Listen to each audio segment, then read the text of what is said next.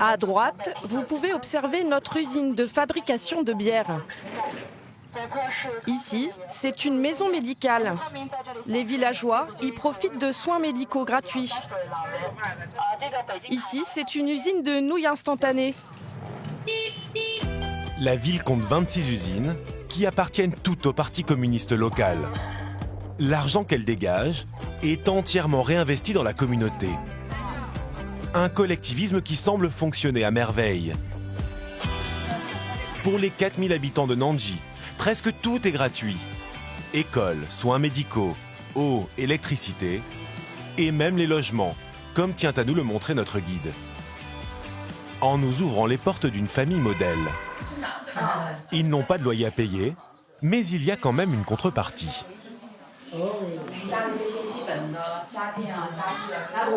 Le portrait de Mao et cette affiche font partie du package.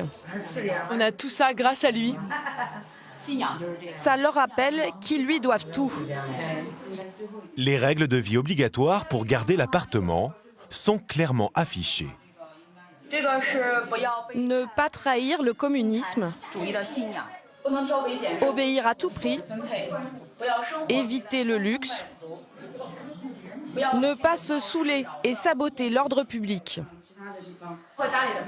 Si vous respectez ces règles, ici, tout est gratuit. La télévision, les casseroles, le canapé. C'est vraiment le paradis communiste. Ah ouais, c'est le top ici. Comment on peut devenir un membre du village? Si vous n'êtes pas d'ici, soit tu te maries à quelqu'un du village, ou alors tu maries ton enfant à quelqu'un du village.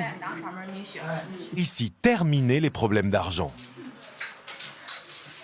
Que l'on soit ouvrier ou ingénieur, tout le monde touche le même salaire.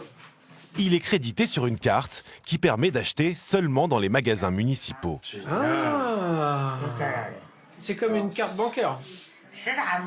Avec ça, je peux tout acheter, les courses du quotidien et même les vêtements. Le village nous donne l'équivalent de 130 € par mois et par habitant. C'est le bonheur absolu ici.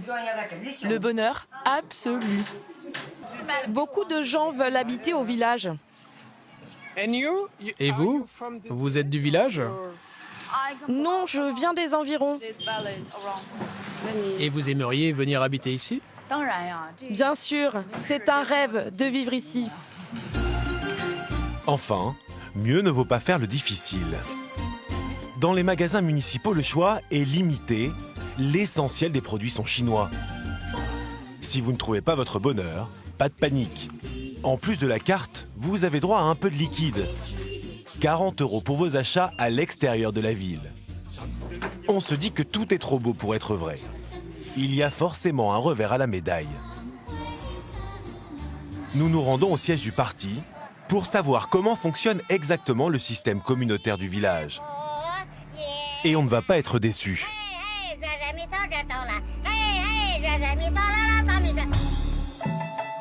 Le responsable du Parti communiste nous explique que pour vivre à Nanji, il faut accepter les règles de la délation. Ici, tout le monde surveille tout le monde.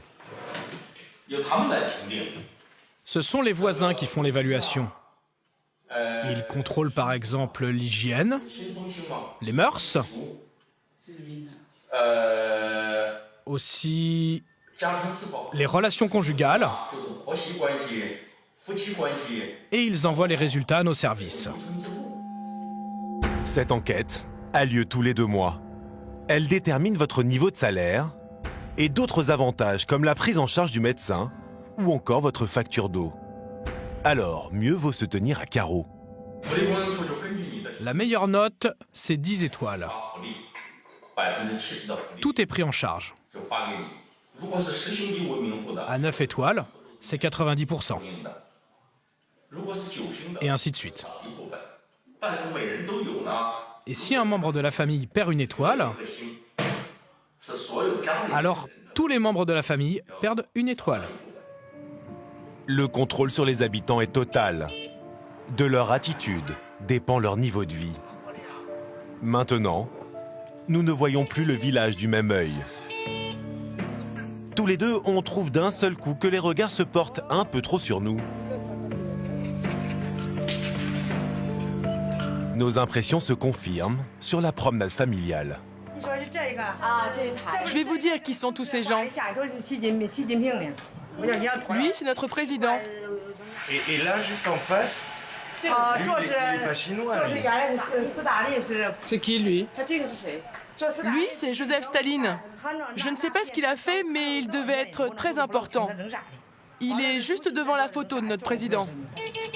Bizarre, cette femme qui nous interpelle spontanément. Notre interprète arrive à la faire parler. Je surveille les rues et je m'assure qu'il n'y ait pas d'étrangers. Donc elle patrouille avec sa collègue et doit dénoncer tout de suite s'il y a un inconnu qui rentre dans le village. Et c'est exactement ce qu'elle va faire.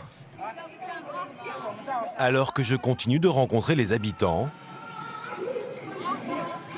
sous le regard des héros du communisme, je fais l'objet d'un contrôle de police, que je ne peux filmer bien sûr. C'est un village un peu prison quand même.